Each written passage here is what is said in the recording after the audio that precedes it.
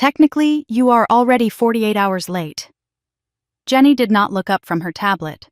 She stood in the doorway of my 41st floor office, letting the silence stretch until it snapped. Outside, the floor-to-ceiling glass Manhattan was waking up a silent grid of gray and steel, but inside the air conditioner hummed with a low, aggressive vibration that always made my teeth ache. I am aware of the date, Jenny. Your sister called the main line again, Ms. Hollister. She said if you do not RSVP by noon, she is giving your seat to the florist's assistant. I stared at the invitation sitting on the edge of my mahogany desk. Thick cream cardstock, gold embossed lettering. It looked less like a wedding invitation and more like a summons. The coffee in my mug had gone cold an hour ago, an oil slick on the surface reflecting the fluorescent track lighting. Let her, I said, turning a page of the acquisition contract I had been memorizing since 4 this morning. The florist's assistant probably has better table manners. Jenny stepped into the room. The carpet swallowed the sound of her heels. She placed a second document on top of the invitation. And Mr. Reeves is on line 1. He says it is urgent. I looked at the phone. The light blinked red.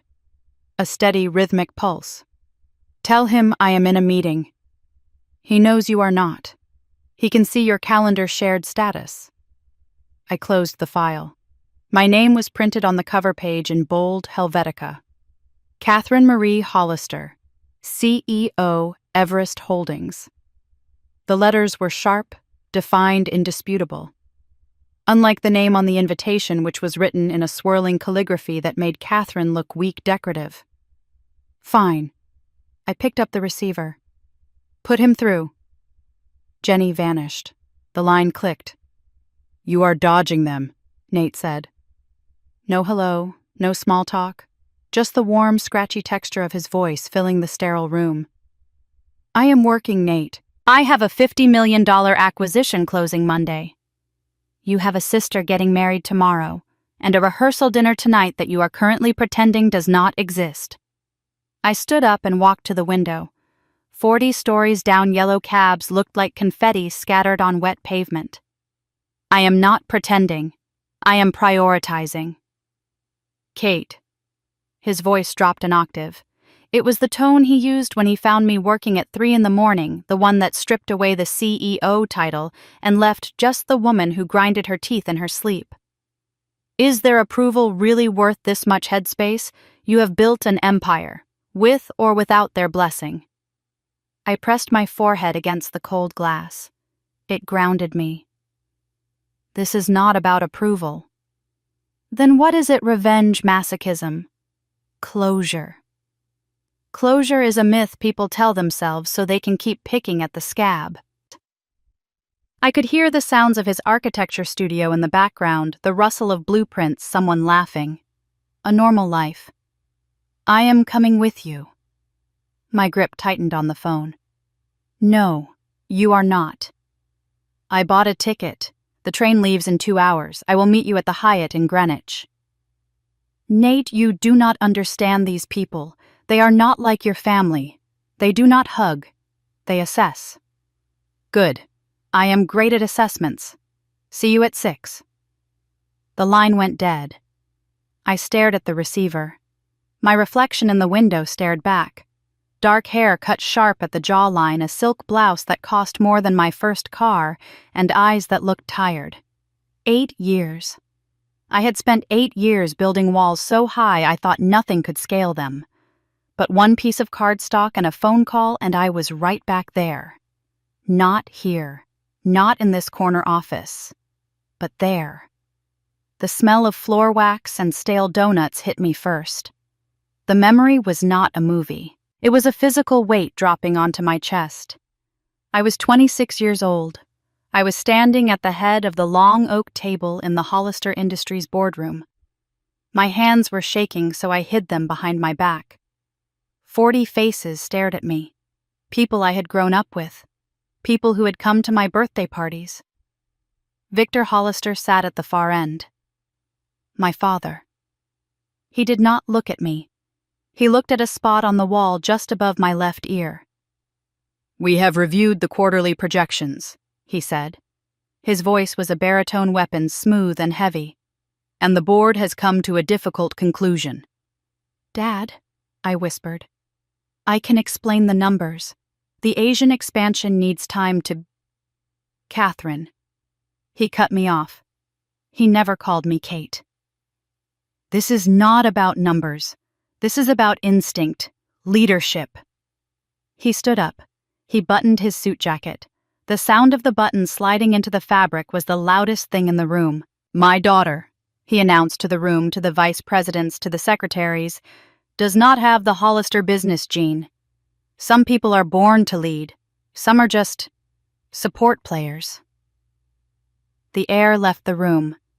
"Effective immediately, Catherine is no longer with this company. Meredith will be stepping in as interim COO." I looked at Meredith. My sister sat 3 seats down. She was checking her manicure. She looked up, caught my eye, and offered a small, sad smile, the kind you give a dog that has just been kicked. "Don't be dramatic, Kate," she mouthed, silent enough that only I could see. "He is right." I blinked and the boardroom was gone. I was back in Manhattan. The air conditioner was still humming. The acquisition contract for Hollister Industries sat on my desk waiting for the final signature. Monday. Monday morning, I would own the chair he sat in. I would own the table he fired me from. I would own the name on the building. I picked up the wedding invitation. "Jenny," I said into the intercom. My voice was steady. It sounded like money.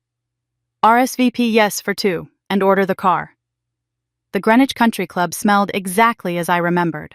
Old money lilies and judgment. We walked in at 7:15. The rehearsal dinner was in full swing. Crystal chandeliers dripped light onto tables covered in white linen. The room sounded like a hive of bees, a low buzzing drone of gossip and networking. Nate squeezed my hand. His palm was warm and dry. "Relax," he whispered. "Your shoulders are touching your ears." "I am relaxed," I lied. We navigated through the crowd. I wore a black Valentino dress that was simple enough to be ignored by men and expensive enough to be terrified of by women. I saw them clocking me. The whispers started like ripples in a pond. "Is that her?" She actually came. "I heard she lives in the city now." "Catherine." The voice was high, melodic, and fake. Meredith glided toward us. She wore white, of course, even for the rehearsal. A massive diamond sat on her finger, catching the chandelier light. "You made it." She pulled me into an air kiss that didn't touch skin. She smelled of Chanel No. 5 and Chardonnay. "And you brought a friend." She looked at Nate. Her eyes did a quick appraisal. "Suit is off the rack. Shoes are sensible. Dismissed." "This is Nate," I said. "My partner." "Partner like business." "Like life," Nate said, smiling that easy, disarming smile. "Nice to meet you, Meredith. Kate talks about you." "Does she—" Meredith's eyes flickered back to me. "I'm surprised she talks about us at all. We haven't seen her since— well, since she decided the family business wasn't for her." I felt the old anger spark in my gut, a hot, jagged thing. That is one way to remember it.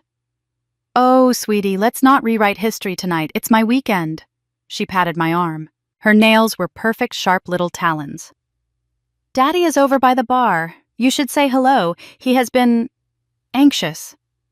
She floated away before I could respond. "She is charming," Nate murmured. "She is a shark in chiffon," I said. "Come on, let's get a drink." We moved deeper into the room, and then I saw it.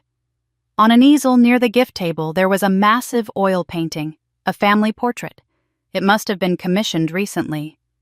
Victor sat in a leather chair looking regal. Meredith stood behind him, hand on his shoulder. Bradley, her fiancé, stood on the other side. There was a gap in the composition, a space where a second daughter should have been. The artist had filled it with a vase of flowers. I stopped walking. "Kate," Nate asked. "I have been replaced by hydrangeas," I said. My voice sounded flat, distant. "Let's go." Nate said, his voice hardening. "We don't need to stay." "Yes," I said. "We do." A glass tapped against a microphone. The sound pierced the room. "If I could have everyone's attention," a voice boomed. Victor Hollister stood on a small riser at the front of the room. He looked older. His hair was silver now, not gray, but he still took up all the oxygen in the room. He held a champagne flute like a scepter. "Thank you all for coming," he said. The room went silent, respectful, fearful. "Tomorrow my daughter Meredith marries a fine man, Bradley Crane." Bradley waved from the front table, looking smug. "But tonight," Victor continued, "I have another announcement. A surprise." I stiffened. I felt the locket around my neck, the cold metal against my skin. "For 3 generations, Hollister Industries has been a family company," Victor said. "But the market changes. We must change with it. I have decided to sell the company." Gasps rippled through the room. Meredith dropped her fork. That part was not scripted. She didn't know. "I have accepted an offer," Victor announced, his chest puffing out. $50 million from a private equity firm called Everest Holdings. I took a sip of my water. My hand did not shake. "And?" Victor continued, his eyes scanning the room until they landed on me. He smiled. It was not a nice smile. "Before my darling daughter Catherine thinks this has anything to do with her return, let me be clear." He paused for effect. The room turned to look at me. "You get nothing, Catherine. You walked away. This sale is for Meredith, for Bradley, for the people who stayed." Nate's hand tightened on my arm. He was ready to fight. But I just watched my father. I watched him gloat. I watched him raise his glass to a room full of people who thought I was the loser in this story. He thought he was selling his legacy to a faceless corporation. He thought he was cashing out and cutting me out in one stroke. He didn't know that Everest Holdings was a single-member LLC. He didn't know that the CEO of Everest Holdings was standing 20 feet away, wearing a dress that cost more than his car. I raised my glass. "Congratulations, Dad," I whispered. The champagne tasted like victory, and it tasted like blood. The electronic lock on the hotel room door clicked shut, sealing us inside a silence that felt heavier than the humidity outside. The Hyatt Regency was nice enough, standard luxury beige and harmless abstract art, but after the suffocating velvet weight of the country club, the sterile air felt like a hospital ward. Nate did not sit down. He paced the small strip of carpet between the bed and the window, tearing at his tie like it was choking him. He threw his jacket onto the armchair. It slid off and hit the floor. He didn't pick it up. I walked to the minibar and pulled out a bottle of water. My hands were steady. I made sure they were steady. "How are you doing that?" Nate asked. His voice was tight, vibrating with the anger I refused to feel. "Doing what?" "Existing. Breathing." He stopped pacing and looked at me, his eyes wide and bewildered behind his glasses. "Your father just stood in front of 200 of his closest friends and told them you were irrelevant. He erased you, Kate. He basically handed your inheritance to your sister and laughed about it." I cracked the seal on the water bottle. The plastic snap sounded like a gunshot in the quiet room. "He did not erase me," I said, taking a sip. The water was too cold. It hurt my teeth. "He just told them a story they wanted to hear." "A story?" Nate laughed, a harsh, dry sound. "He said you walked away. He said you were weak, and you stood there and toasted him. Why didn't we leave? Why are we not in a car back to Manhattan right now?" "Because the wedding is tomorrow." "To hell with the wedding." Nate ran a hand through his hair, messing up the careful styling he had done for me. "These people are toxic, Kate. I have seen dysfunctional families before, but this is a spectator sport. They enjoy hurting you. Meredith enjoys it." "Did you see her face when he made that announcement? She looked like she had just won the lottery." She had won the lottery, or she thought she had. $50 million. I walked to the window. Below the parking lot was dark, save for the sweep of headlights as late arrivals pulled in. Somewhere out there, Victor was probably holding court in the bar, buying rounds of scotch, celebrating the deal of his life. Celebrating the fact that he had finally purged the disappointment from his legacy. I cannot leave Nate. Why do you still think you can win them over? Do you think if you smile hard enough during the ceremony, Daddy will realize he made a mistake? He grabbed my shoulders and turned me to face him. His grip was gentle but firm. He was trying to shake me awake, not realizing I was the only one in the room with my eyes open. You are worth more than this, he said. You built a life. You have a firm. You have me. You do not need their money, and you certainly do not need their approval. I looked at his tie hanging loose around his neck. I wanted to tell him. The words were right there pressing against the back of my teeth. I am not seeking their approval. I am buying it. But I couldn't. Not yet. Nate was good. He was moral.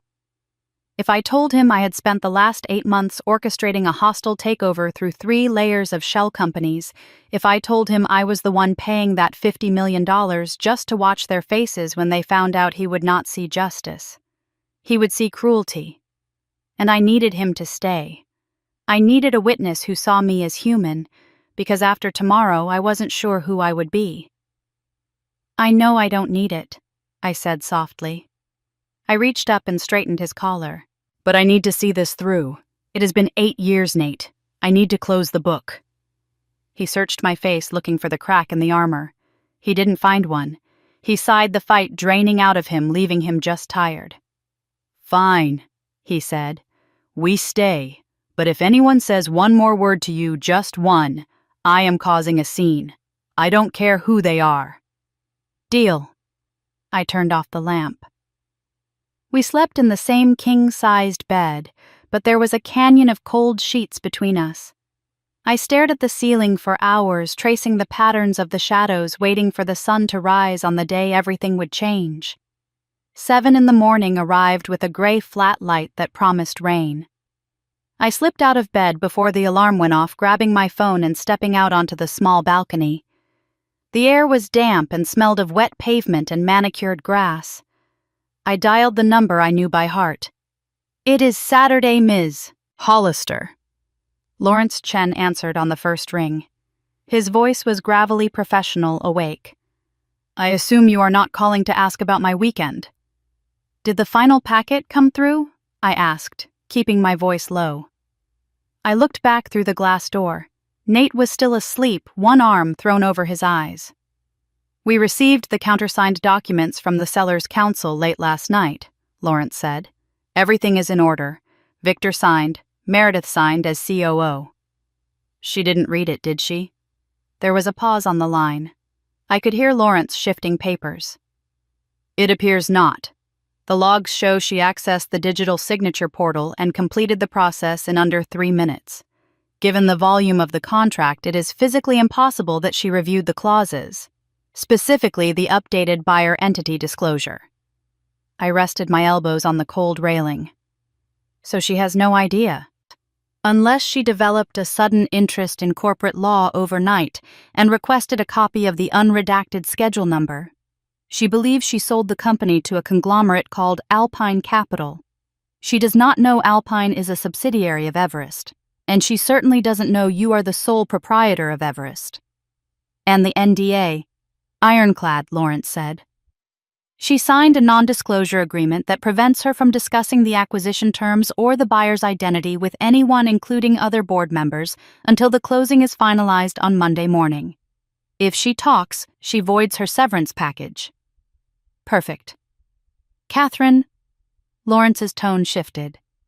It became less lawyer, more human. I have to ask again. Once the wire transfer clears on Monday at 9, the company is yours. You could just issue a press release. You don't have to do this in person. You don't have to be there when they find out. I looked out at the tree line. Somewhere past those trees was the house I grew up in. The room where I used to study until my eyes burned trying to get grades good enough to make Victor look up from his newspaper.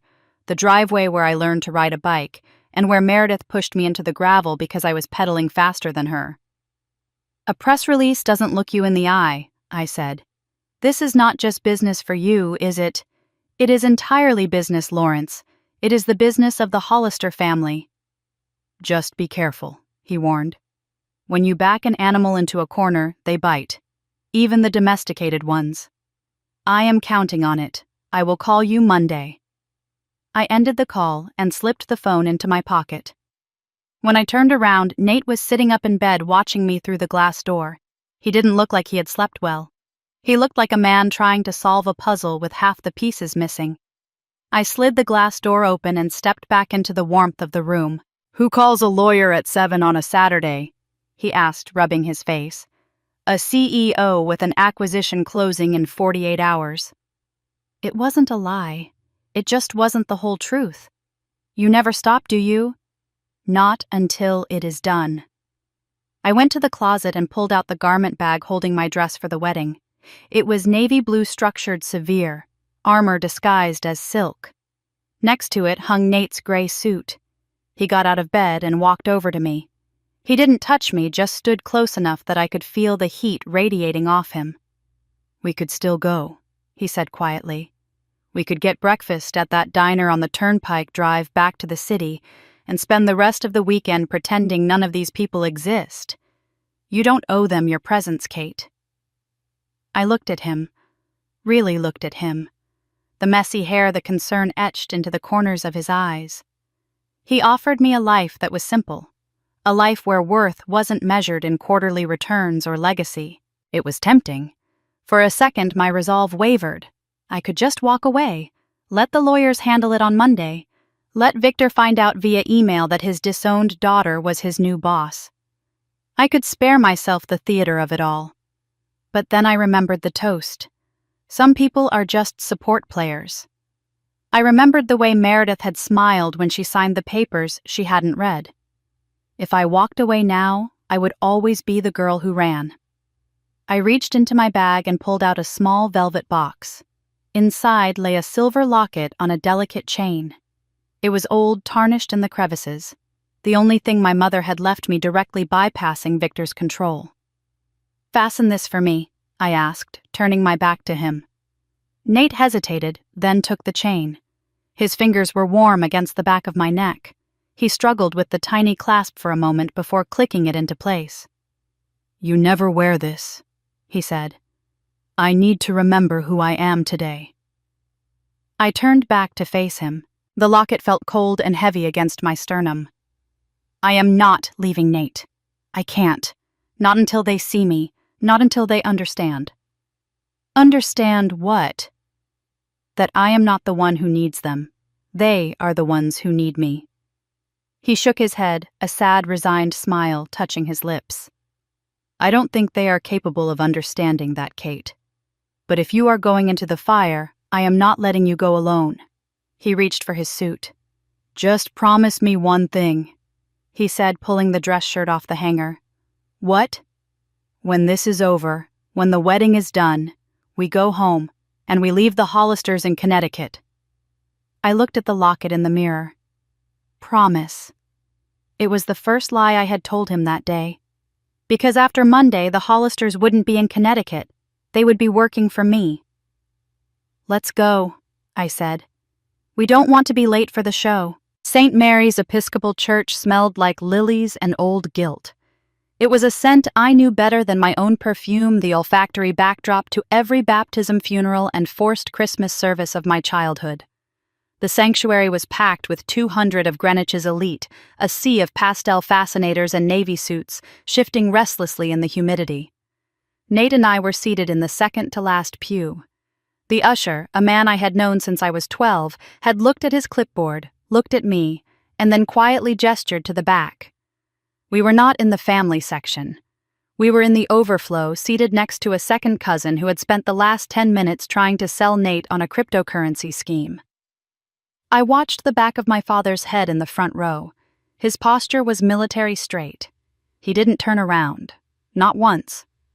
Meredith stood at the altar. I had to give her credit. She looked spectacular. The dress was Vera Wang custom with a train that pooled around her like spilled milk. She held Bradley's hands looking up at him with an expression of adoration that I knew she practiced in the mirror. "Do you promise to love, honor, and cherish?" the priest asked. His voice boomed off the stone walls. "I do," Meredith said. Her voice broke perfectly on the second word, a performance worthy of a Tony Award. Nate leaned in close to my ear. His breath was warm against the chill of the stone church. "Are you okay?" he whispered. "I am fine," I whispered back, keeping my eyes forward. "This feels like a funeral," he said. "It is," I thought. It was the funeral of their relevance. I watched Bradley slide the ring onto Meredith's finger. Even from 50 feet away, I recognized the setting. It was a sapphire surrounded by diamonds. My grandmother's ring. The one she had promised me the summer I turned 16 before Victor took control of the estate and rewrote the distribution list. I touched the silver locket at my throat. It was cheap by comparison, but it was mine. "You may kiss the bride." The organ roared to life, shaking the floorboards. As Meredith and Bradley turned to face the congregation, beaming their million-dollar smiles, I clapped. I clapped until my palms stung. I smiled until my jaw ached. Perfect, I thought. "Enjoy the applause, Meredith. It is the last time you will hear it." The reception was held in the grand ballroom of the country club, a space transformed into a garden of white roses and crystal. Waiters circulated with trays of champagne and hors d'oeuvres that cost more than a mortgage payment. A string quartet played something light and inoffensive in the corner. It was a display of wealth so aggressive it felt like a weapon. Nate and I found a high-top table near the terrace doors away from the receiving line. He loosened his tie, looking around the room with a mix of fascination and horror. "I feel underdressed," he said, picking up a glass of champagne. "And I am wearing a $1,000 suit." "You look perfect," I said. I brushed a piece of lint from his lapel. "You look real. That is a rare commodity in this room." He caught my hand, stopping my fidgeting. His eyes searched mine, looking for the woman he lived with in Manhattan, the one who ordered takeout Thai food and laughed at bad reality television. He didn't find her. "Who are you, right now?" he asked quietly. "I don't understand. The Kate I know laughs at my stupid jokes. She argues about architecture. This person," he gestured to my rigid posture. My frozen smile is a stranger. "This person survived," I said. The words came out sharper than I intended. Survived what? Them. I looked over his shoulder to where Victor was holding court with a group of investors. He was laughing, his head thrown back, a glass of scotch in his hand. Nate stepped closer, blocking my view of my father. He created a small private space in the middle of the crowded room. "You know we can leave," he said. "We made an appearance. We sat in the back. We saw the ring. We can go." I felt a crack in my chest, a sudden desperate urge to tell him everything, to tell him about the acquisition, the shell companies, the fact that on Monday morning I would own the mortgage on this very building. I wanted him to know that I wasn't just a victim standing in the corner. I was the predator waiting in the tall grass. I opened my mouth. The truth was right there. "Nate," I started, "there is something you need to know. About why we are really here." "Yes," he said, leaning in. "Tell me." "Excuse me, ma'am." A waiter appeared between us, offering a tray of crab cakes. The moment shattered. The air rushed back into the room. I looked at the waiter, then back at Nate, and the courage evaporated. If I told him now, he would look at me with judgment. He would see the calculation. Nothing I said grabbing a crab cake I didn't want. I just wanted to say thank you for coming. Nate pulled back. The disappointment in his eyes was fleeting, but I saw it. "You are welcome," he said stiffly. I turned away, pretending to watch the dance floor. Meredith was circulating, laughing, accepting congratulations.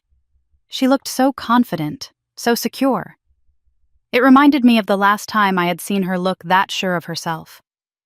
The memory hit me with the force of a physical blow, dragging me out of the ballroom and back into a conference room 2 months ago.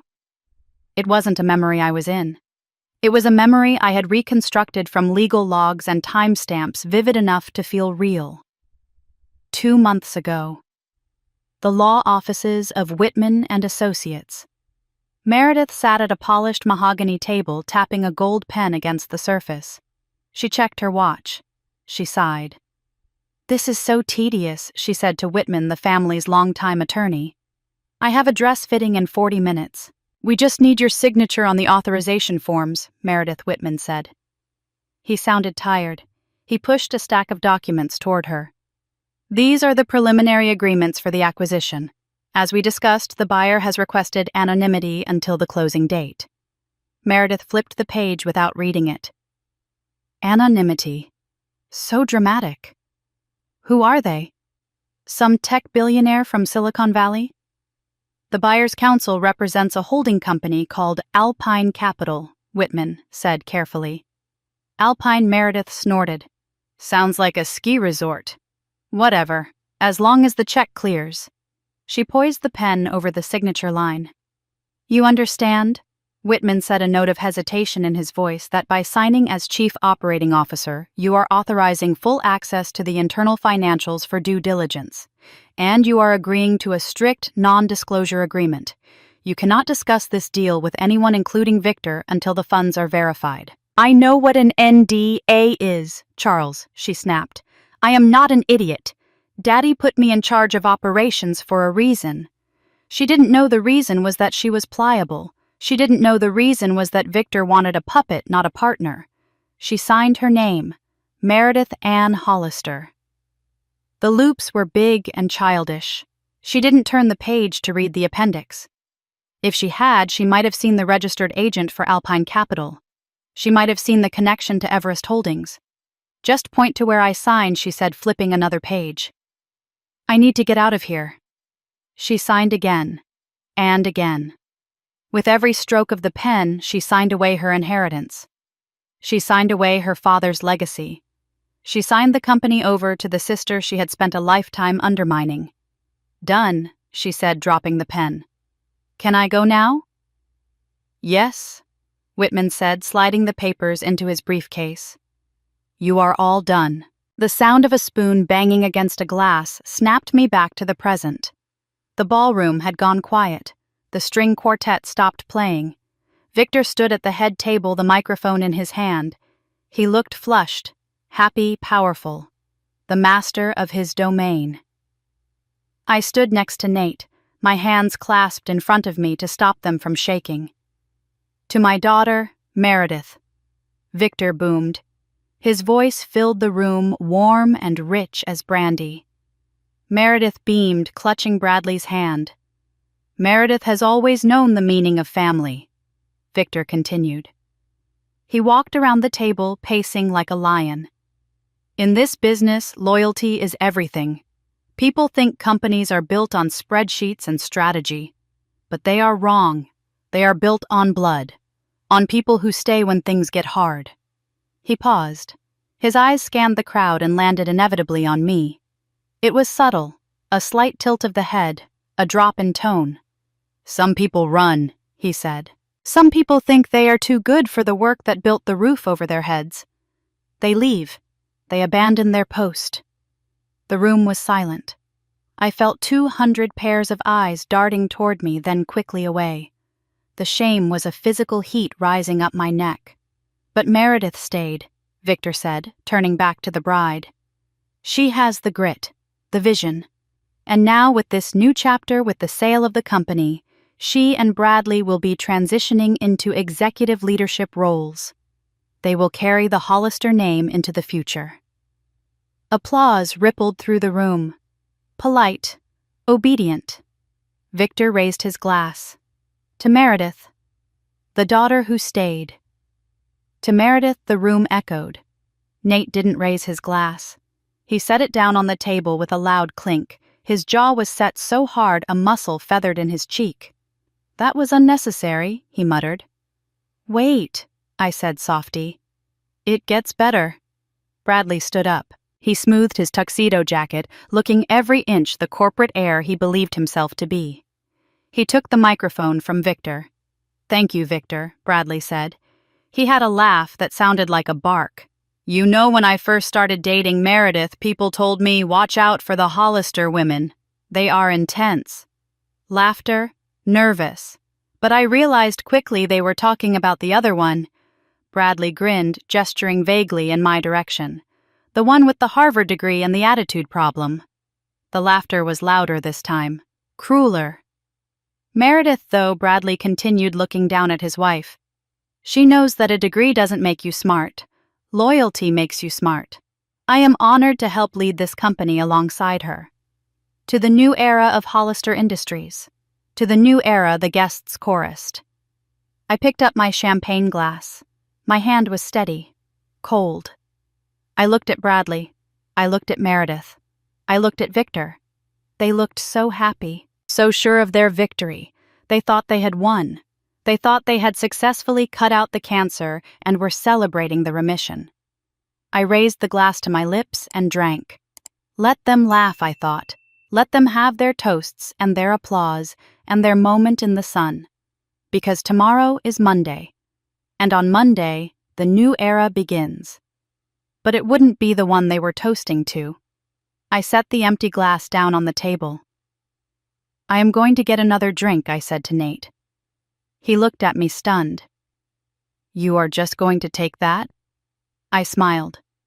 It was the first genuine smile I had worn all day. I am saving my response for later. I walked toward the bar, my heels clicking on the marble floor. I needed to find Aunt Judith. I needed to know more about Victor's health. I needed to know where the bodies were buried before I bought the graveyard. The search had begun. Table 19 was located in what I like to call the Siberia of social events. It was tucked behind a decorative pillar dangerously close to the swinging kitchen doors and populated by the people the Hollisters were obligated to invite but preferred not to see. I sat between a second cousin who sold insurance and Aunt Judith, my mother's younger sister, who had been nursing the same glass of Pinot Grigio for 40 minutes. Or maybe it was her third glass. With Judith, it was hard to tell until she started crying or spilling secrets. Nate poked at his filet mignon with a fork. He looked like he wanted to flip the table and drag me out, but he stayed. He stayed because he thought I was grieving. He didn't realize I was working. From our vantage point, I had a clear line of sight to the head table. Victor was holding court, gesturing broadly with a cigar he hadn't lit yet. Meredith was leaning into Bradley, whispering something that made him puff out his chest like a pigeon. I shifted my chair slightly, turning my back on them to face Judith. "You look lovely tonight, Catherine." Judith said her words slightly slurred at the edges. "Just like your mother." I touched the locket at my throat. "Thank you, Judith. It is a shame she isn't here." Judith continued, her eyes growing watery. She would have loved the flowers. She always loved white roses. She hated white roses, I thought. She called them funeral flowers. But I didn't correct her. I poured more wine into Judith's glass.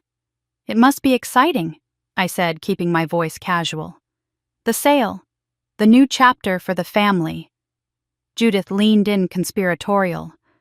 The smell of expensive perfume and fermentation wafted over me. Between us, she whispered, glancing around as if the waiters were spies. "It is a blessing. Victor." "Well, Victor isn't the man he used to be." "Oh, the doctors," she said, tapping her chest. "The ticker. He won't admit it, of course. Stubborn old mule. But he can't handle the stress anymore. That is why he is selling. He wants to secure the legacy before, well," I took a mental note, "Victor's health. A weakness. He was selling because he was scared of mortality." "And Bradley?" I asked. "He seems ready to step up." Judith snorted a decidedly unladylike sound. "Bradley thinks he is going to be the CEO. He has been telling anyone who will listen that the new owners, what are they called, Everest, are going to make him president of North American operations." I took a sip of water to hide my smile. Bradley Crane, president. The man who once asked me if Ibiza was a Greek island. Does he now? I said. And Meredith Judith shook her head. The money she has spent on this wedding, Catherine. I heard she pulled from the corporate reserve account, just a loan she called it. Until the sale closes. My hand tightened on the stem of my glass. That was embezzlement. Or at least commingling of funds. If I looked at the books on Monday, I would find it. Another nail in the coffin. Whatever she spent, I said smoothly, I am sure it was worth it. Judith patted my hand. Her skin was paper thin. You are a good girl, Catherine. Better than they treat you. I always said that. I looked down at her hand covering mine.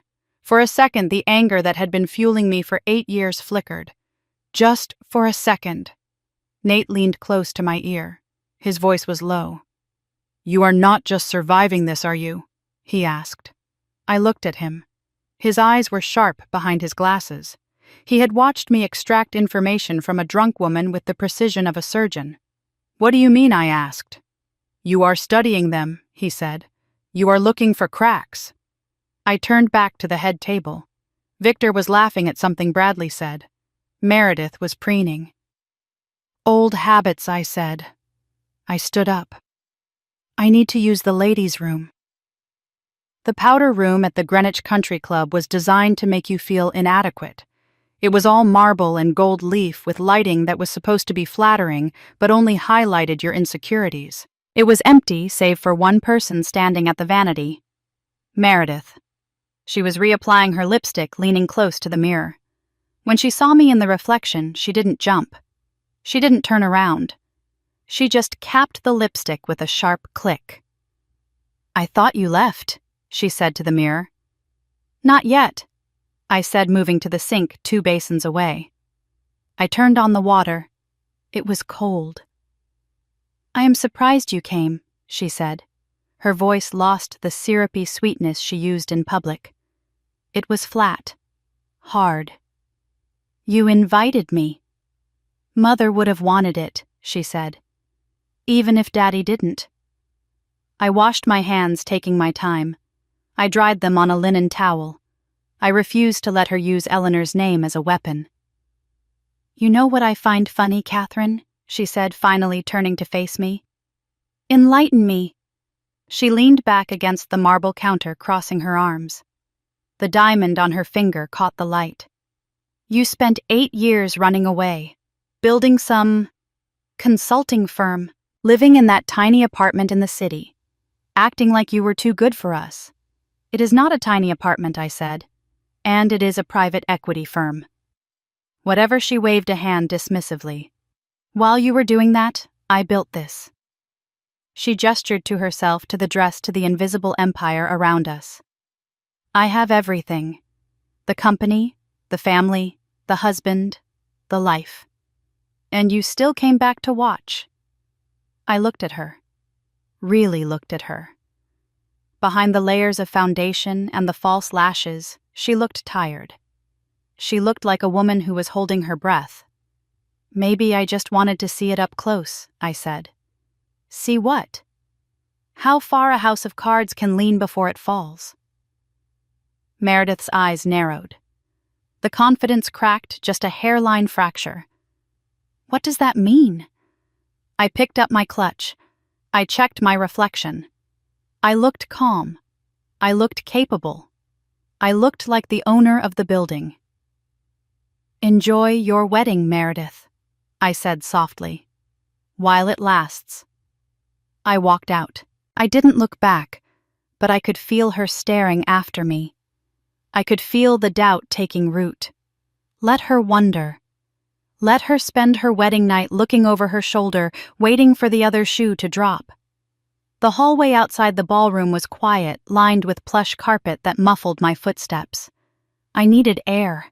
I needed to get away from the smell of lilies and desperation. Nate was waiting for me near the coat check. He looked relieved to see me. Ready to go, he asked. Almost, I said. I walked down the corridor toward the exit, but something stopped me.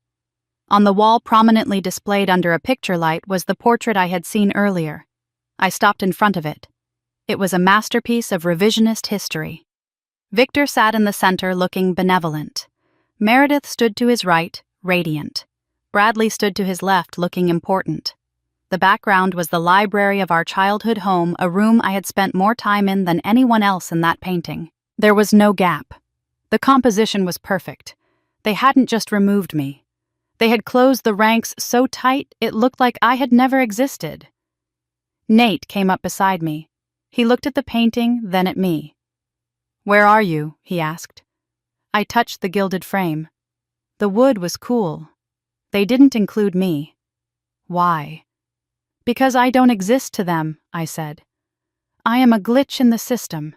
An error code they deleted." Footsteps approached from behind us. Heavy. Deliberate. "Ah," a voice said. "The portrait." Victor Hollister stood there. He wasn't smiling. He held a tumbler of scotch, the amber liquid sloshing slightly as he swayed. Meredith thought it would be tacky to include someone who wasn't present, he said. "In our lives." "Present," I repeated. "You chose to leave Catherine," he said, stepping closer. He smelled of expensive tobacco and contempt. "You walked out." I turned to face him. I was wearing 4-inch heels, which made us almost eye level. "I was fired, Dad," I said, "in front of 40 employees. You had security escort me out of the building. Semantics." He waved his hand. "If you had fought for it, if you had shown some backbone, maybe things would have been different. But you didn't. You folded. Just like I knew you would." He took a sip of his drink, his eyes boring into mine. "And that is why Meredith is the one inheriting the kingdom," he said. "Because she knows how to hold the line." He turned and walked away, back toward the music and the applause. I watched him go. He was wrong. I hadn't folded. I had just gone underground. Nate put his arm around my shoulders. He was warm, solid. "Let's get out of here," he said. "Yes," I said. "Let's go." Back at the hotel, the room was dark. Nate fell asleep, quickly exhausted by the emotional whiplash of the day. But I stood by the window, looking out at the city lights of Greenwich. My phone glowed in my hand. I scrolled through the photos in my secure folder. Document A, the purchase agreement. Signed by Victor Hollister. Document B, the COO authorization. Signed by Meredith Hollister Crane. Document C, the wire transfer confirmation scheduled for Monday 9 a.m. I zoomed in on Meredith's signature. The looped M. The careless slant. She had signed the NDA. She had authorized the due diligence. She had opened the books to a shell company that led straight back to me. Everything was legal. Everything was ironclad. I looked at the time. 11:30. Tomorrow morning was the post-wedding brunch. Victor was planning to make a speech about the leadership transition. He was going to announce Bradley's new title. He was going to hand over the keys to the kingdom. That was the moment. I would let him start the speech. I would let him build them up. I would let him talk about the future and the legacy and the family. And then I would stand up. I would pull the thread and I would watch the whole thing unravel. I turned off my phone. I touched the locket at my throat again. It felt heavier than usual. I looked at Nate sleeping peacefully in the bed. He thought we were leaving tomorrow. He thought we were going back to our quiet life in the city. He didn't know that I was about to burn the house down. I slipped into bed next to him, staring up at the ceiling. The adrenaline was fading, replaced by a cold, hard resolve. Worth it. I closed my eyes. Ask me tomorrow. Sunday morning arrived with a brightness that felt aggressive. The brunch was held on the terrace of the country club, a sprawling expanse of stone overlooking the 18th hole. It was the kind of morning that belonged in a magazine spread. Sunlight bounced off silver serving trays, mimosas sparkled in crystal flutes, and the air smelled of bacon, expensive perfume, and the manicured scent of cut grass. I sat at a round table near the edge of the terrace, wearing sunglasses large enough to hide my eyes. Nate was next to me, nursing black coffee. He hadn't said much since we woke up. He knew something was happening. He just didn't know what. The atmosphere was relaxed, a stark contrast to the rigid formality of the wedding. Guests were laughing, recovering from hangovers, and congratulating the happy couple. Meredith looked fresh, triumphant in a pale yellow sundress holding court at the head table. Bradley was next to her, looking slightly green around the gills, but smiling through it. And Victor. My father sat at the center of it all, looking like a king surveying his lands one last time before a profitable crusade. He looked lighter today, unburdened. I checked my watch. 11:15 in the morning. In less than 24 hours, the wire transfer would clear. But I didn't want to wait until Monday. I wanted to do it now. The plan was simple. Victor loved a speech. He would stand up to toast the future. He would mention the sale. And that was my cue. I would stand up, clarify exactly who the buyer was, and watch the color drain from their faces in real time. I had the digital copies of the signatures on my phone. I had the proof. It was going to be beautiful. Victor tapped his spoon against his glass. The sharp, rhythmic chiming cut through the chatter. If I could have everyone's attention, he boomed. The terrace quieted. Waiters stopped pouring coffee. "Thank you all for joining us to send off the happy couple," Victor said, standing up. He placed a hand on Meredith's shoulder. "Yesterday was about love. Today is about legacy." He looked around the terrace, his eyes sweeping over the crowd. "As many of you know, Hollister Industries is entering a new chapter. We have secured a sale that ensures our family's future for generations to come. It is a deal that validates everything my father built and everything I expanded." He paused, letting the applause wash over him. "But a company is only as good as its leadership," he continued. "And while I am stepping back, I am proud to announce that the new ownership has agreed to keep the heart of this family involved. Bradley will be transitioning into an executive role. And Meredith, well, Meredith is the glue that holds it all together." I felt the familiar burn in my chest. The erasure. He looked at my table. He looked right at me. "Of course, not everyone shares that vision," he said, his voice dropping to a tone of mock sorrow. "My daughter Catherine chose a different path. Some might say she quit. I call it natural selection. Not everyone is meant for greatness. Not everyone has the stomach for the big game." A few people laughed, uncomfortable, sycophantic laughter. That was it. My heart hammered against my ribs hard and fast. I pushed my chair back. The leg scraped loudly against the stone. I stood up. The silence on the terrace was instant. It was heavy. Victor looked annoyed, his eyebrows knitting together. "Did you want to say something?" "Catherine?" "Yes," I said. My voice was steady, louder than I expected. "Just one thing." I took off my sunglasses. I looked him in the eye. I opened my mouth to say the words I had rehearsed for 8 years. "I am the buyer." And then a phone rang. It wasn't a polite ringtone. It was a jarring, shrill alarm that cut through the silence like a siren. Everyone looked around. Meredith jumped. She grabbed her clutch from the table. It was her phone. She looked at the screen and her face went pale. "Excuse me," she stammered. "I have to take this." She stood up abruptly, knocking into her chair. Meredith Victor barked. "We are in the middle of a toast." "It is Whitman," she said, her eyes wide. "He says it is an emergency. Regarding the closing." The air on the terrace changed. The tension shifted from social awkwardness to something sharper, something dangerous. Meredith stepped away from the table, pressing the phone to her ear. She turned her back to the guests, but I was close enough. I was focused enough. Victor looked at me, then back at Meredith. "Catherine, sit down," he snapped. I didn't sit. I watched Meredith. I saw her shoulders stiffen. I saw her hand fly to her mouth. She spun around, her eyes locking onto Victor. She waved him over, frantic. Victor threw his napkin on the table and marched over to her. They huddled near the stone railing 10 feet away from me. They thought they were whispering, but panic has a way of carrying voices. The buyer, Meredith hissed. "Whitman says there is an irregularity. What kind of irregularity Victor demanded? The Shell Company, Alpine Capital. He did a deep dive on the registered agents this morning. He says the trail leads somewhere else. Where Meredith?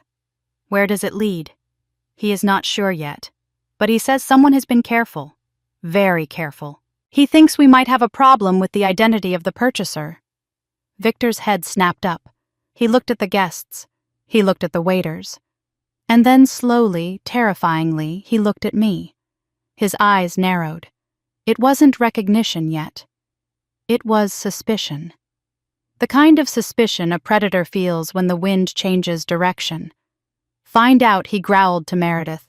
Find out before Monday. I stood frozen. They were investigating. Whitman was digging. If I spoke now, if I said, "It is me," without the final wire transfer clearing, without the irrevocable closing on Monday morning, they would fight. They would deny it. They would claim fraud. They would drag this into court and tie it up for years. I needed the money to move. I needed the title to transfer. I had played my hand too early. I had stood up too soon. Victor walked back toward the table, his face a mask of controlled fury. He looked at me again. "Well, Catherine," he said, his voice cold. "You were saying I looked at him." I looked at Meredith, who was still on the phone looking like she was about to be sick. I swallowed the truth. It tasted like ash. "Nothing," I said. I forced a smile that felt like it might crack my face. "Just congratulations." I sat down. Nate kicked me under the table. Hard. "What are you doing?" he whispered. "We need to go," I said. I grabbed my purse. I stood up again. "Nate, I am not feeling well. Can we go?" He looked at me, confusion warring with frustration in his eyes, but he saw my hands shaking. "Excuse us," Nate said to the table. We walked away. I felt Victor's eyes on my back the entire way to the exit. I felt the suspicion burning a hole between my shoulder blades. Back at the hotel, the room felt like a cage. I paced the length of the floor. 12 steps from the door to the window, 12 steps back. I was texting Lawrence. My thumbs flew across the screen. They know something is wrong. They are tracing the LLCs. The 3 dots of his reply bubbled for an eternity. "The structure is solid," Lawrence wrote back. "But if they have a forensic accountant working on a Sunday, they could link the registered agent to your firm within 24 hours. Deal closes at 9 tomorrow," I typed. "Can they stop it?" If they prove deception or conflict of interest before the funds clear, Victor could file an emergency injunction. He could freeze the sale. I threw the phone onto the bed. It bounced and landed next to Nate. He picked it up. He didn't look at the screen. He looked at me. "You are scaring me, Kate," he said. "I am fine. It is just family business." "That is not an answer," Nate said. He stood up, blocking my path. "That was not just family business back there. You stood up like you were going to execute someone, and then you sat down like you had seen a ghost. I need you to trust me, Nate. I did trust you. I came here, didn't I? I sat through the insults. I watched your father treat you like garbage, and I kept my mouth shut because you asked me to." He took a step closer. "But you are not a victim in this. Are you? You are up to something. I saw your face when Meredith got that call. You knew. You knew exactly what was happening." I looked away. "Tell me, Kate. Tell me what is going on, or I am packing my bag and taking the next train back to the city." Alone. The silence stretched between us. I heard the hum of the mini-fridge. I heard the blood rushing in my ears. I could lose him. If I told him, I could lose him. But if I didn't tell him, he was gone anyway. "Sit down," I said quietly. "This is going to take a while." Nate sat on the edge of the bed. He looked wary, guarded. I walked to the window and looked out at the gray sky. 8 years ago, I said keeping my back to him. When Victor fired me, he didn't just fire me. He blacklisted me. He called every major firm in the tri-state area and told them I was incompetent. He told them I stole proprietary data. It was a lie, but it worked. No one would hire me. I heard Nate shift on the bed. I had to start from scratch, I continued. I built Everest Holdings from a laptop on a kitchen table. I didn't use my last name for the first 3 years. I clawed my way up, and I made money, a lot of money. I turned around to face him. $50 million, Nate. I spent 8 years building that much capital. 50 million, Nate repeated. That is the sale price. Yes. He stared at me. The realization washed over him slowly. You are the buyer. Yes. You bought your father's company. I bought Hollister Industries, through 3 layers of shell companies. Meredith signed the authorization 2 months ago without reading it. Victor signed the sale agreement yesterday. And tomorrow morning at 9, the wire transfer clears. And I own everything. I own the building. I own the brand. I own the chair he sits in. Nate stood up slowly. He looked at me like he had never seen me before. Why, he asked. Because they need to know they were wrong. Because they need to see that the person they threw away is the only one capable of saving them. Saving them. Nate let out a sharp disbelief laugh. You are not saving them, Kate. You are hunting them. This isn't business. This is an ambush. It is justice. It is revenge, Nate said. There is a difference. He walked to the closet and grabbed his suitcase. He threw it open on the luggage rack. What are you doing? I asked. I am leaving. Nate, please, you don't understand. I understand perfectly. You brought me here as a prop. You needed a witness for your big moment. You didn't want a partner, Kate. You wanted an audience. That is not true. Is it? You have been planning this for years. We have been together for 2 years, and you never told me, not once. You let me believe you were just the estranged daughter trying to make peace. You lied to me every single day. I didn't want to make you complicit. Or you didn't trust me enough to handle the truth. He started throwing clothes into the bag. Shirts, socks. He didn't fold them. I watched him. My chest felt tight like my ribs were closing in. I had won the game. I was hours away from the ultimate victory. So why did I feel like the floor was falling out from under me, Nate? I said, my voice shaking. I need you to stay. Please. He zipped the bag shut. He turned to me, his hand on the handle. His eyes were sad, profoundly sad. I need some air, he said. He walked to the door. Nate. He didn't look back. The door clicked shut. I stood in the silence of the hotel room, alone. I looked at my phone. Lawrence had texted again. Update. We are monitoring. Stay calm.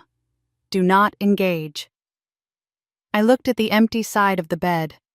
I had spent $50 million to buy back my pride, and it had just cost me the only thing that was actually mine.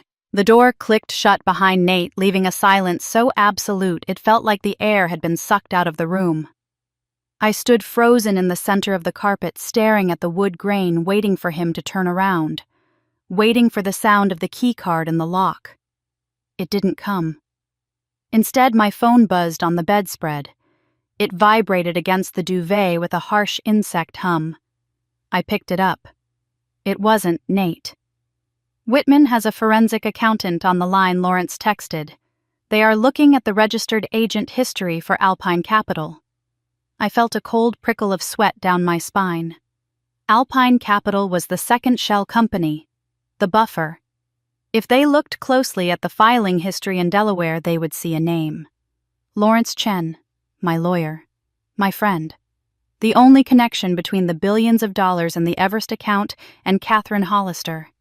I could imagine the scene in Victor's private room at the club, the mahogany table covered in papers, Victor pacing his face purple with the unique rage of a man losing control, Meredith hovering desperate to deflect blame, Bradley trying to look useful and failing. They are connecting the dots, Lawrence sent a second later.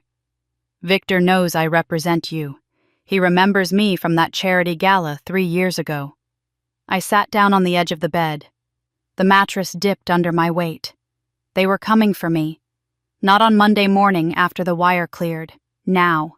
They would try to file an injunction. They would claim I acted in bad faith.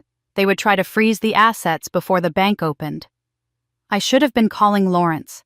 I should have been drafting a counter-strategy. I should have been preparing the press release that would nuke their credibility from orbit. But I couldn't move. I kept looking at the empty side of the closet where Nate's gray suit had been hanging just 10 minutes ago. 2 hours passed. The afternoon light shifted from the harsh white of midday to a long golden slant that stretched across the floor.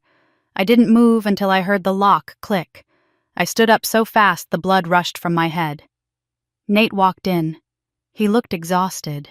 His shoulders were slumped and his hair was windblown as if he had been walking for miles. He didn't have his bag.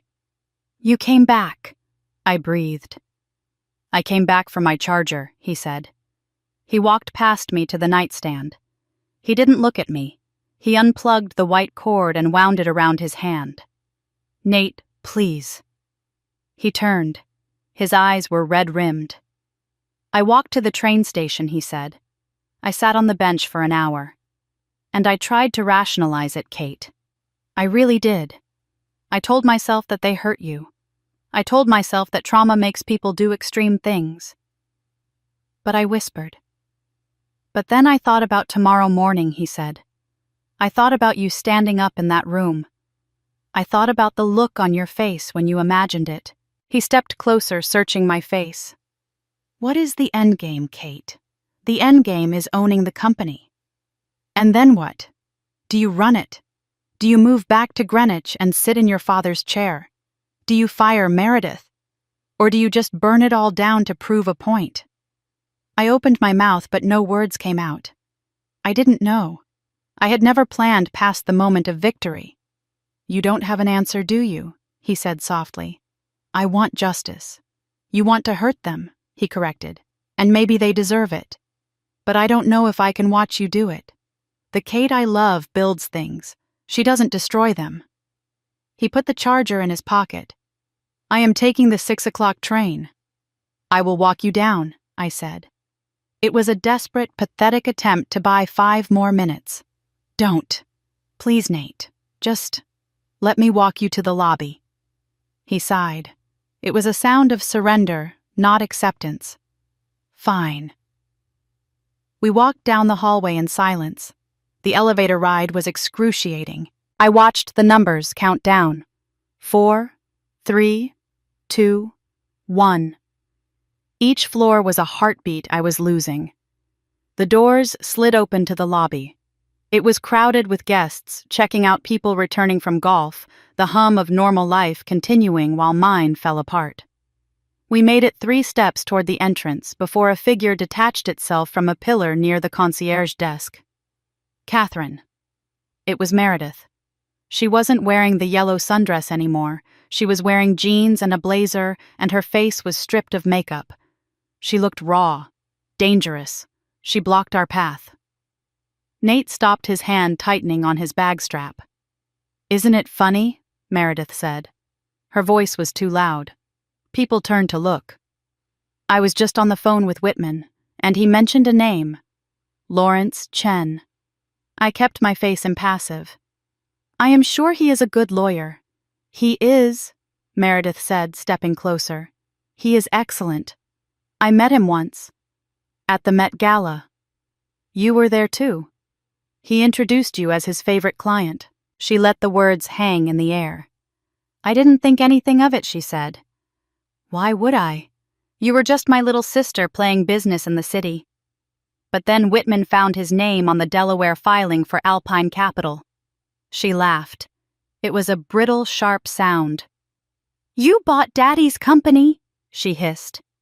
"You bought our company, without telling anyone. You hid behind shell companies like a coward." Nate looked at me. Then he looked at Meredith. "Is it true?" he asked.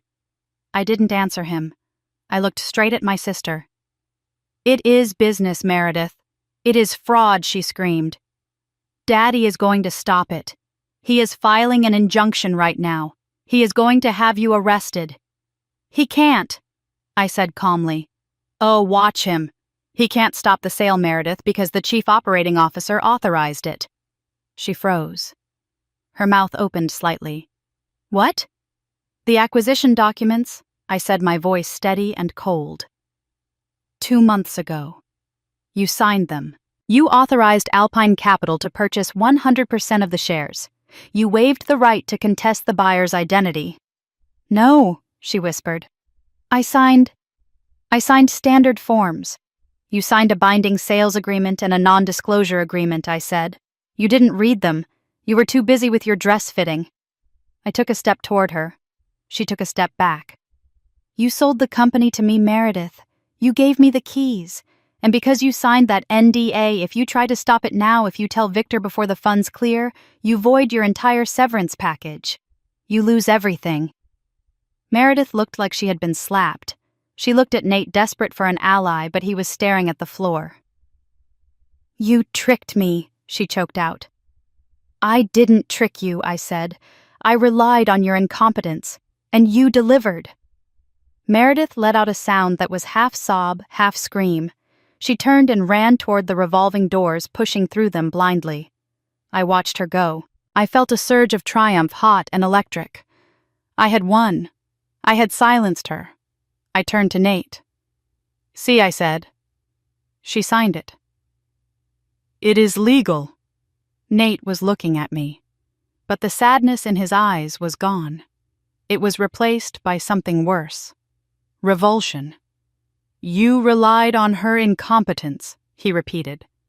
She didn't read the papers, Nate. That is on her. She is your sister, he said. And you just gutted her in a hotel lobby. You enjoyed it. I saw your face, Kate. You liked hurting her. He shook his head, backing away from me. I can't do this. I can't be part of whatever this is. Nate, wait. He turned and walked out the doors into the waiting line of taxis. He didn't look back. He got into the first cab, slammed the door, and disappeared into the traffic. I stood alone in the lobby. I had the company. I had the legal high ground. I had the victory. I turned and walked back to the elevator. Back in the room, the silence was deafening. It was 6:30. The sun was setting over Greenwich, casting long, bloody streaks of orange and purple across the sky. The light poured into the room, illuminating the dust motes dancing in the air. I sat on the bed. I looked at the empty space where Nate had stood. I had won. So why did I feel like I was bleeding out? I reached up and unclasped the locket from my neck. My fingers were trembling so hard I almost dropped it. I held the silver oval in my palm. It was warm from my skin. I flicked it open with my thumbnail. Inside, the tiny photo of my mother stared back. She was smiling that sad, knowing smile she always wore when Victor was in the room. I rubbed my thumb over her face. I did it, Mom, I whispered. I beat them. The words sounded hollow in the empty room. The hinge of the locket felt loose. I frowned. I had never noticed that before. I prodded it with my fingernail and the metal backing behind the photo shifted. It wasn't just a backing, it was a compartment. A tiny folded square of paper fell out onto my lap. I stared at it. The paper was yellowed, brittle with age. I picked it up carefully, unfolding it with the tips of my fingers. I recognized the handwriting instantly. The elegant loops, the sharp T's. My darling Catherine, it read. I know you feel invisible. I know you feel like you have to scream to be heard in this house. But you don't need to scream. You don't need to prove anything to him. Or to me. You were always enough. Just as you are. Love, Mom. The breath left my lungs in a rush. She had hidden it there. Maybe years ago. Maybe right before she died, knowing Victor wouldn't let her say goodbye. She knew. She knew I would spend my life trying to earn my place. She knew I would tear myself apart trying to be worthy of a love they were incapable of giving. You were always enough. I read the words again, and again, until they blurred. I looked around the hotel room, at the expensive dress hanging in the closet, at the phone full of legal documents and shell companies, at the empty space where the man who loved me used to be. I had spent 8 years building a fortress to prove I was strong. But the fortress was empty. I had become exactly what Victor said I was: cold, calculating, ruthless. I had become him. A sound tore out of my throat, a raw, jagged sob that scraped against my chest. I curled forward, clutching the tiny scrap of paper. I cried for the 8 years I had lost. I cried for the sister I had just destroyed. I cried for Nate. And I cried for the girl who thought she had to buy the world just to be allowed to live in it. The sun dipped below the horizon, plunging the room into shadow. I sat in the dark, holding the truth in my hand. I was the owner of Hollister Industries, and I was the poorest woman in the world. The air inside the hotel room had become unbreathable, thick with the silence Nate left behind and the ghosts I had just unpacked from a silver locket. I slid the glass door open and stepped out onto the small balcony. The wind off the Long Island Sound was biting, cutting through my thin silk blouse, but I didn't go back for a coat. I needed the cold. I needed to feel something other than the hollow ache in my chest. Greenwich spread out below me, a grid of amber streetlights and shadowed manicured lawns. Somewhere out there, in a house with too many pillars and not enough warmth, my father was probably sleeping the sleep of the righteous, believing he had successfully pruned the dead weight from his family tree. I looked down at the scrap of paper in my hand. It was trembling in the wind, threatening to fly away. You were always enough. For 8 years I had told myself I was building an empire. I told myself Everest Holdings was a monument to my competence, a $50 million middle finger to the man who said I was only good for support. But standing there in the dark, stripped of my anger, I saw it for what it really was. It wasn't a monument. It was a bunker. I had spent a decade trying to prove I wasn't weak by becoming hard. I had tried to prove I wasn't invisible by becoming a predator. I had manipulated the legal system, hid behind shell companies, and tricked my sister into signing away her future. I had become Victor Hollister in a better pair of heels. I closed my eyes.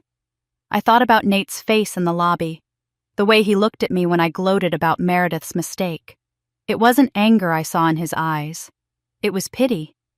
He saw a woman so desperate to win a game nobody else was playing that she was willing to burn down the only real thing she had. My mother didn't write that note for the CEO of Everest Holdings.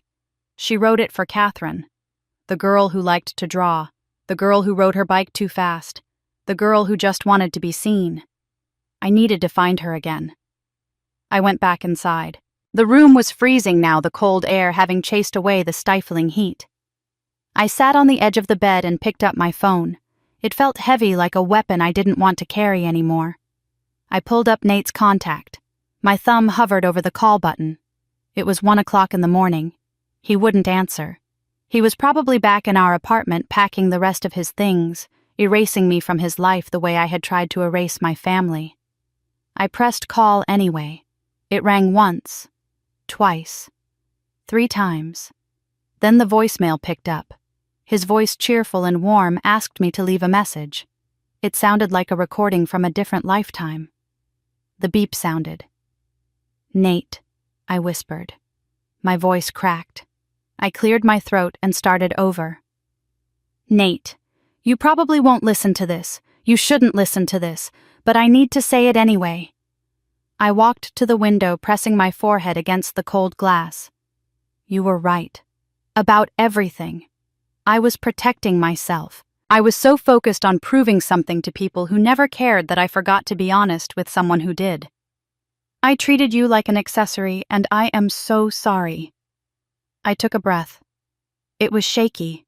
I can't undo the past 8 years. I can't unplan what I planned. The deal is done, but I can choose how it ends. Tomorrow I am going to tell my father the truth, not to destroy him, not to humiliate him, just because it is true, and because I am done hiding. I looked at the empty closet. You said you wanted to build a life with someone. I want to be someone worth building with, starting now. I love you, Nate. Whether you come back or not, I needed you to know that. I hung up. I stared at the phone for a long time, waiting for a text, a call back, anything. But the screen stayed dark. I didn't expect forgiveness. I hadn't earned it. I lay down on top of the covers, still dressed in my clothes from the day. I clutched the locket in my fist, the metal digging into my palm. For the first time in weeks, my mind wasn't racing with contingencies and legal loopholes. It was quiet. I slept. Not peacefully, but deeply. The sleep of someone who has finally put down a heavy load. When I woke up, the sun was already streaming through the sheer curtains. It was 7 o'clock, Monday morning, the day of the closing. I got up and walked to the bathroom. I washed my face with cold water. I looked in the mirror. My eyes were puffy and I looked pale, but the frantic sharp edge was gone from my expression. I opened the garment bag. I had planned to wear a red power suit today, the kind of outfit that screamed dominance. Instead, I pulled out a gray sheath dress. Simple, professional, unassuming. I wasn't going there to conquer. I was going there to work. I sat at the small desk and dialed Lawrence. He answered on the second ring. "Good morning, Catherine," he said. His voice was tense. "We are 2 hours out. The wire is scheduled. I have not heard anything from opposing counsel, which means Victor hasn't filed an injunction. We are in the clear." I took a sip of water. "Change of plans, Lawrence." There was a silence on the line. "What do you mean, change of plans?" "I am not waiting for the wire to clear," I said. "I am going to the office now. I want a meeting with Victor and the board at 8:45. "Catherine." "That is highly risky," Lawrence said, his lawyer voice sharpening. "If you reveal your identity before the funds transfer, he could refuse to sign the closing documents. He could claim bad faith. He could throw you out of the building. He has already signed the closing documents, Lawrence. You have them." Meredith countersigned the authorization. "The deal is legally binding whether he likes the buyer or not." "Technically, yes. But practically, he can make this a nightmare. He can drag out the transfer. He can poison the employees against you before you even step foot in the door. Why risk it? Just wait until 9. Let the money talk." "Because I want him to know who he is selling to," I said. "Before it happens. Not after. Why? Because I am not stealing his company, Lawrence. I am buying it, and I want to look him in the eye when the ownership changes hands." There was a long pause. I could hear Lawrence tapping a pen against his desk. "You are sure about this?" "No," I said honestly. "But I am doing it anyway." "Fine," Lawrence sighed. "I will call Whitman. I will tell him the buyer's representative is requesting a final walkthrough and signature verification at 8:45. I won't tell him it is you." "Thank you." "And Catherine." "Yes, good luck." I hung up the phone. I put on my heels. I put on my watch. I picked up the locket from the nightstand. I hesitated, then unclasped it and put it in my pocket. I didn't need to wear it like armor anymore. I knew what was inside. I grabbed my purse and walked to the door.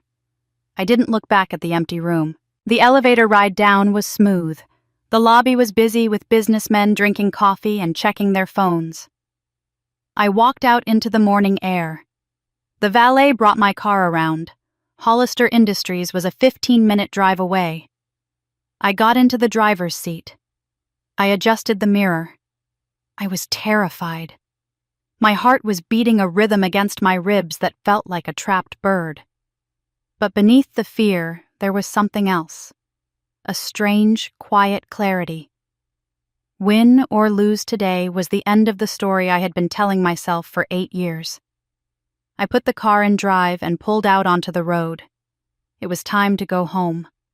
The glass doors of Hollister Industries slid open with a whisper admitting me into the climate-controlled sanctuary of the lobby. It smelled exactly as I remembered. Lemon floor wax, stale coffee, and the metallic tang of ambition. I walked across the polished terrazzo floor. My heels clicked a steady rhythmic beat that echoed off the high ceilings. 8 years ago, security had escorted me across this same floor, while 40 employees watched in silence, clutching their coffee mugs like shields. Today, the receptionist looked up, her eyes widening. She was new young, probably hired for her smile and her ability to ignore tension. But the man standing by the elevator bank was not new. Frank, the head of security, the man who had gently but firmly taken my building pass 8 years ago. He stepped in front of the turnstiles, his arms crossed.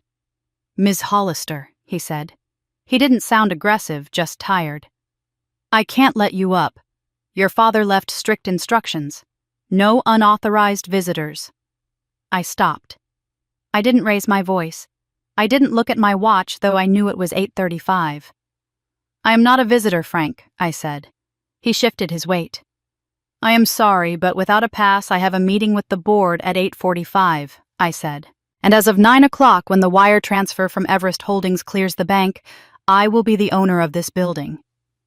Frank blinked. He looked at me, really looked at me. He saw the gray dress, the set of my jaw, the absolute lack of hesitation in my eyes. He had worked for Victor for 20 years. He knew what power looked like.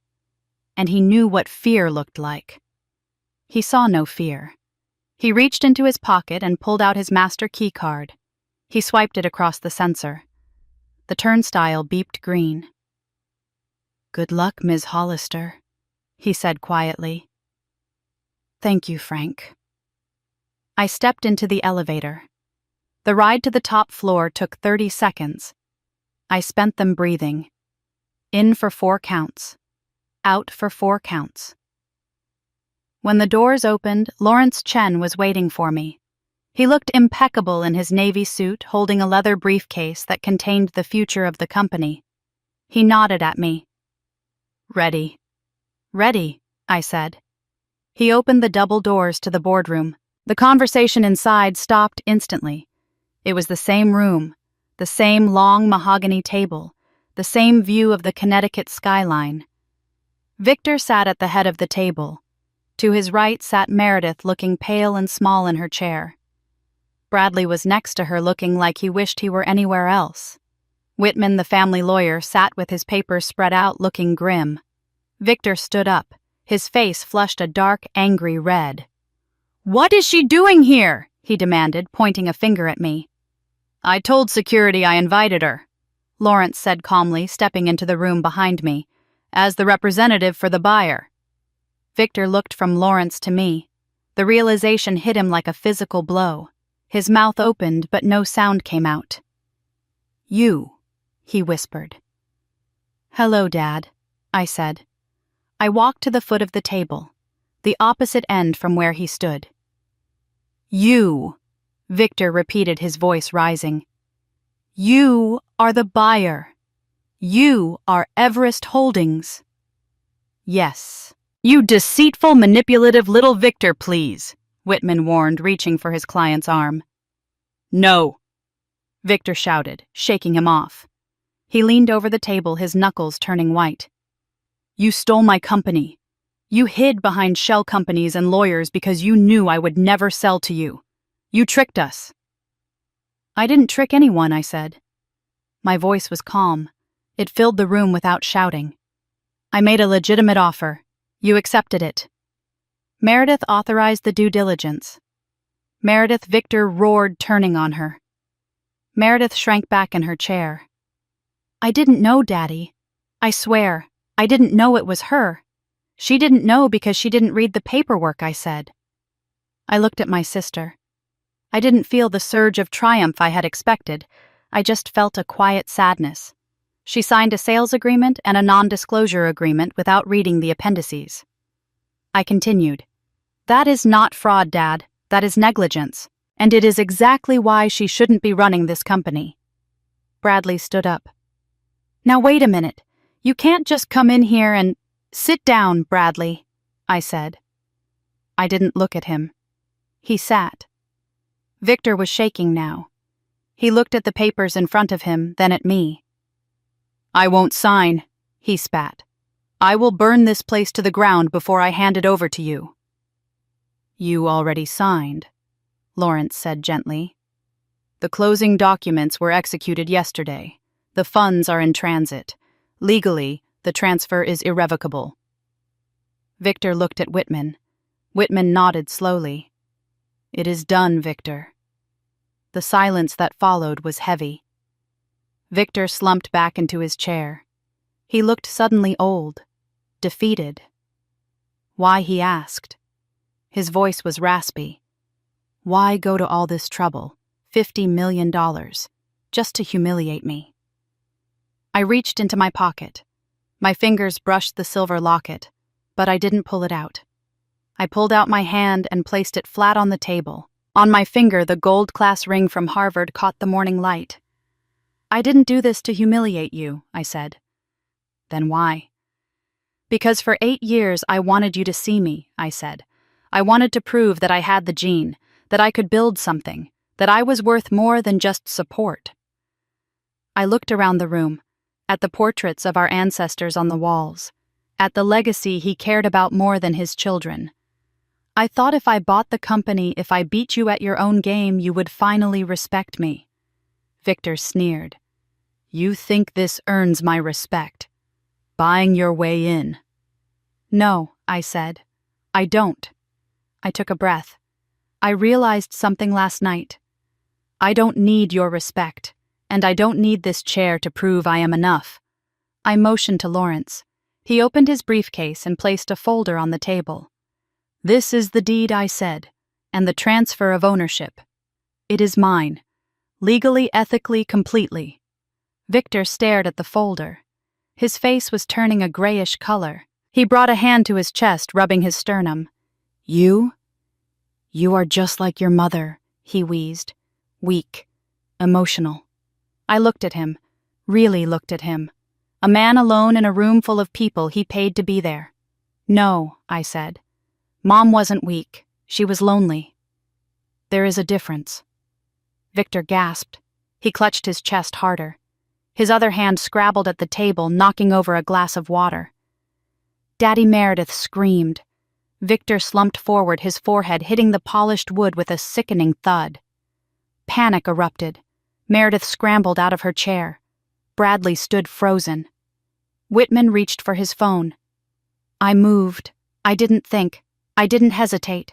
I ran the length of the table. I grabbed Victor's shoulders and pulled him back against the chair. His eyes were rolling back. His breath was coming in shallow, ragged gasps. "Call 911, I ordered." My voice was a whip crack. Whitman was already dialing. I loosened Victor's tie. I checked his pulse. It was erratic, thready. "You are okay," I said, leaning close to his ear. "I am here." He looked up at me. His eyes were unfocused, full of fear. He grabbed my wrist. His grip was weak. "You," he gasped. "You could have—" I could have let him fall. I could have stood at the other end of the table and watched. It would have been poetic justice. But I looked at his terrified face and I didn't see a monster. I just saw a sick, angry old man. "I could have," I whispered. "But I am not you." I held his hand until the paramedics burst through the doors. I stepped back, letting them work, letting Meredith weep over him, letting the chaos of the moment swallow the bitterness of the past. I walked out of the boardroom. The hallway was quiet. Sunlight streamed through the floor-to-ceiling windows, illuminating dust motes dancing in the air. I leaned against the wall and closed my eyes. It was over. Catherine. I opened my eyes. Meredith was standing in the doorway of the boardroom. Her mascara was running. She looked young and scared. "He is stable," she said. "They are taking him to St. Vincent's." "Good," I said. She hesitated, twisting her hands together. "You got what you wanted," she said. "Did I? You have the company. You beat us." I looked down the long, empty corridor. I wanted my family back, Meredith. What I got was a building. There is a difference.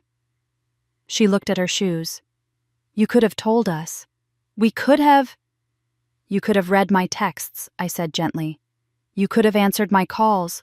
For 8 years. You chose not to." She didn't have an answer for that. I pushed off the wall. "I am not closing the door, Meredith. When you are ready to talk, actually talk without lawyers or titles. You know where to find me.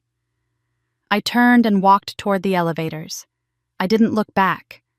I knew she was watching me. I knew she was wondering who I had become.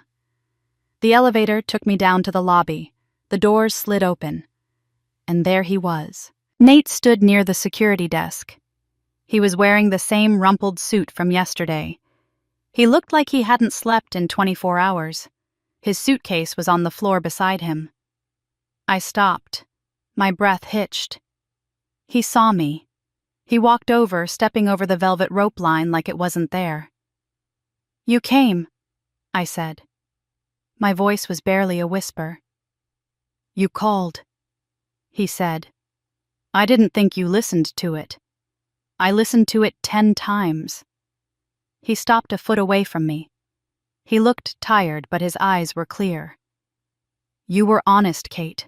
That is all I ever wanted." "I don't know if I deserve you being here," I said. "I did terrible things. You made mistakes," he said, "and you fixed them. I saw the ambulance. I saw you walk out. You didn't look like a conqueror."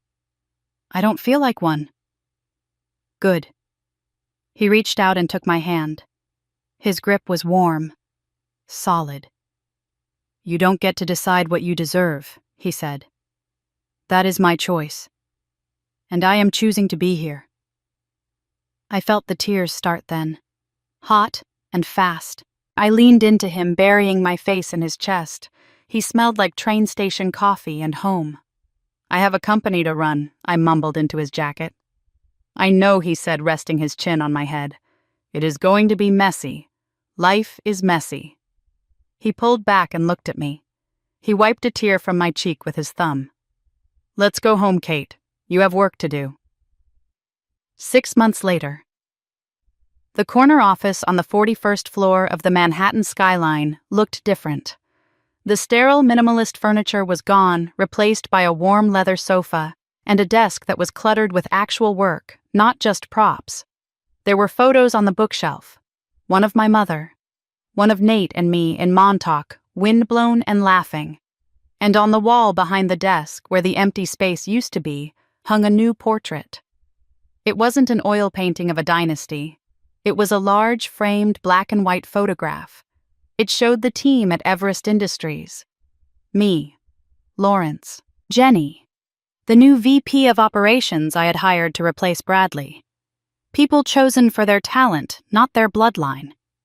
There were no Hollisters in the photo. Victor was retired in Florida. We spoke on holidays, brief polite calls about the weather. Meredith sent an email last week. "Maybe coffee sometime," I had replied. Maybe. It was enough. Nate walked in carrying 2 paper cups of coffee. He set one down on my desk. "You sure about the signage?" he asked, nodding toward the window. Outside, the crane was just finishing the installation on the building across town. The letters HOLLISTER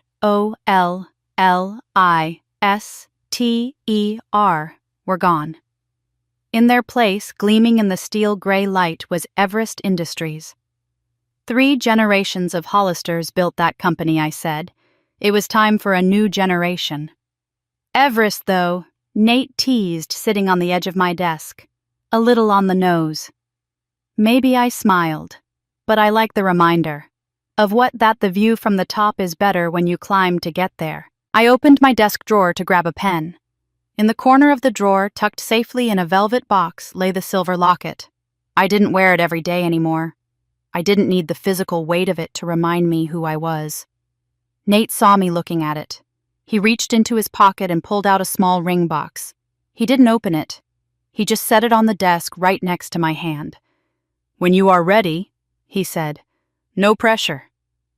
I looked at the box. Then I looked at him. "You kept it," I said. "Never returned it." He shrugged. Seemed like giving up. I laughed. It was a real laugh. Light and free. "Ask me tomorrow," I said. "Why tomorrow?" "Because today," I said, picking up my pen, "I am exactly where I want to be." I looked out the window at the city. The sun was shining on the new sign. I had spent 8 years trying to prove I was enough. Turns out I always was. I just needed to be the one to say it. Kate's journey might have ended in a corner office with a new name on the wall, but the real victory wasn't the $50 million acquisition. It was the moment she stopped trying to buy her father's respect and started investing in her own peace. It is easy to look at this story and cheer for the revenge for the satisfaction of seeing the underdog take the crown. But if you look closer, there is a much quieter, more important lesson hidden in the silence of that boardroom. How many of us are currently running a marathon just to prove to someone on the sidelines that we can run? Maybe for you it isn't a father who fired you. Maybe it is a teacher who said you weren't smart enough, an ex who said you'd never make it, or a parent who simply never looked up from their own life long enough to see yours. You grind, you hustle, and you build your own Everest, convincing yourself that once you reach the summit, they will finally have to acknowledge you. You think success is the ultimate argument. But here's the hard truth that Kate had to learn the hard way: people who are committed to misunderstanding you will not change their minds just because you became successful. If you are building a life solely to prove them wrong, you are still letting them control you. You are still an employee in their company working overtime for a paycheck of validation that is never going to come. True freedom isn't about forcing them to respect you. It is about respecting yourself enough to stop waiting for them to do it. The most powerful thing you can do isn't to destroy their legacy or rub your victory in their faces. It is to be happy, to be whole, to build a table filled with people like Nate. People who chose you, not people who are obligated to tolerate you. Your worth is not a stock price. It does not fluctuate based on someone else's opinion. You were enough before the promotion, before the weight loss, before the ring, and before the money. I want to hear from you in the comments. Have you ever found yourself working twice as hard just to be seen by someone who refused to look? Have you ever achieved a massive goal only to realize the victory felt hollow because you did it for the wrong reasons? Share your story. Let's talk about the moment you realized you didn't need to buy your way into belonging. Remember, the view from the top is only beautiful if you climbed the mountain for yourself. Don't let the ghosts of your past be the architects of your future. You are already enough.